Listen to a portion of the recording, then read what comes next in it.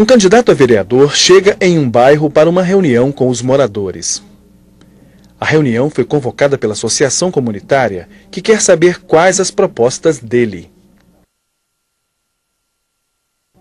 A ideia surgiu de uma conversa entre um grupo de amigos que fizeram uma lista dos candidatos que gostariam de conhecer melhor.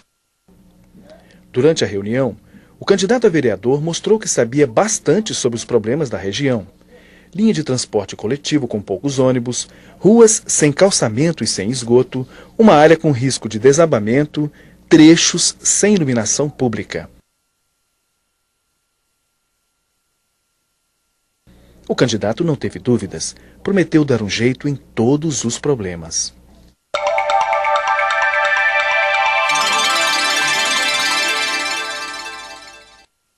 O que você acha dessa história? Olha, na verdade, resolver todos os problemas, só Deus. Ser humano nenhum é capaz de dar conta de tudo aquilo que se propõe a fazer. E é muito importante que você tenha cuidado com as pessoas que prometem além daquilo que podem cumprir. É importante você estar atento para o fato de que numa organização estatal, num Estado, as pessoas fazem aquilo que a lei determina a elas que façam. Cada qual tem sua competência, cada qual tem sua atribuição. Governador faz uma coisa, prefeito faz outra, deputado faz outra diferente, vereador é a mesma coisa. Porque cada problema tem uma natureza e tem um âmbito, um local em que ele precisa ser decidido. Esse local pode estar mais próximo ou mais distante. Pode ser o governo federal, o governo estadual ou municipal. E, portanto, se você promete fazer tudo, se você promete como vereador, por exemplo, resolver um problema financeiro, resolver um problema de emprego, muito provavelmente você está mentindo, porque isso numa escala local não é possível. Você já está percebendo que há limites constitucionais à atuação dos governantes. Ninguém pode fazer tudo o que quer. O vereador está prometendo o que não pode cumprir. A competência dentro da qual uma autoridade atua é definida pela Constituição. O vereador e também o deputado são autoridades do Legislativo. Não adianta ele prometer uma coisa que é competência do Executivo realizar e que depende muitas vezes de verbas que virão da União em parceria com estados e municípios. Ele sozinho não pode fazer o papel do Estado. Mas o que é Estado?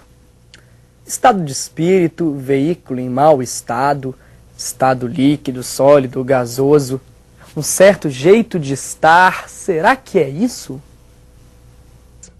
O Estado surgiu no fim da Idade Média e não foi por acaso, já que o comércio precisava se desenvolver e os comerciantes queriam viajar para longe em busca de bons negócios e de mercadorias que não existiam nas suas regiões.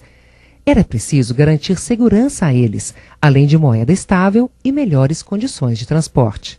Para isso, não bastava o esforço deste ou daquele dono de terras e castelos. Tornava-se fundamental dar mais poder aos reis para que eles pudessem manter, com o dinheiro de todos, os serviços de interesse geral, isto é, os serviços públicos. Claro que, como sempre ocorreu na história, uns ganharam mais do que outros com o surgimento do Estado. Mas a verdade é que se fizeram coisas importantes, que seriam impossíveis sem o Estado, como os descobrimentos da América e do Brasil. Desde essa época, o Estado foi mudando, se adaptando às necessidades sociais e garantindo sua sobrevivência por quase 1000 anos.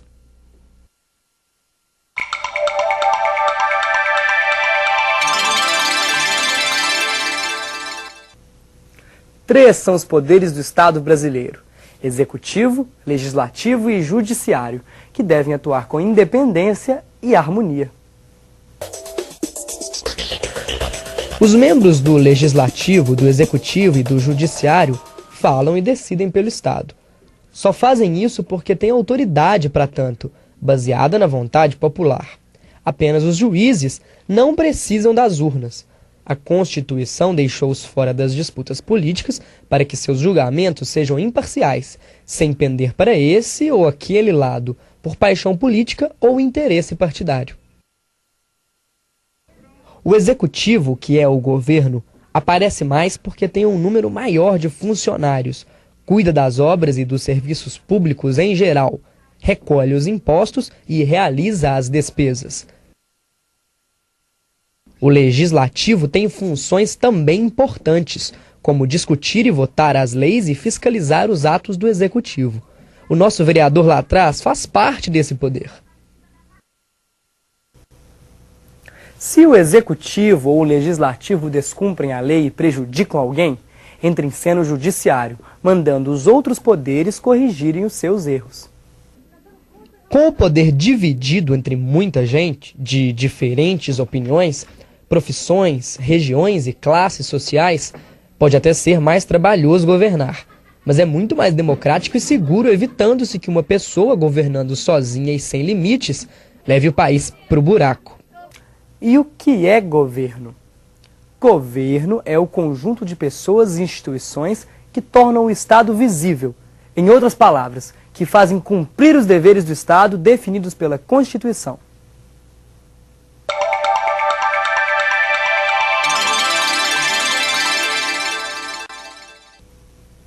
E é a própria Constituição quem define como os governantes são escolhidos. Ao escolher seus representantes, a sociedade define o que deve ser feito. Por isso, o vereador do início da história não vai conseguir cumprir sua promessa de resolver tudo sozinho. Não depende só dele. É o governo que dá forma ao Estado, fazendo com que ele atue em benefício de toda a população. Deu para perceber a diferença entre Estado e governo? Discuta isso. Até a próxima aula!